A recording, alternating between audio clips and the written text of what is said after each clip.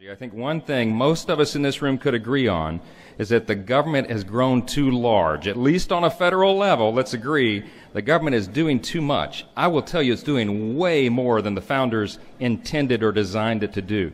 And so they had the wisdom to put a safeguard in the Constitution. I mean, I believe the Constitution was divinely inspired. And they put this safeguard in there. They said, look, we want the power to be reserved to the people. Lincoln said, government of the people, by the people, for the people. The only way to ensure that is to have the safeguard in the Constitution that the states get the final say.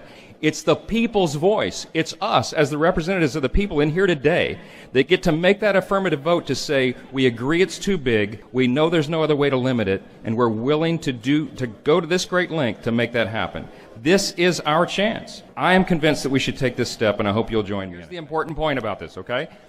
An Article 5 convention is only allowed to propose amendments. The safeguard that the founders had the divine wisdom to put into the Constitution is that the ratification process is the safeguard. You know, there are hundreds of constitutional amendments that have been proposed in the last 239 years, hundreds of them. We only have a small handful that are in the document. You know why? Because the ratification process is the safeguard against that kind of madness. I have come to this conclusion myself after lots of study, prayer, and deliberation.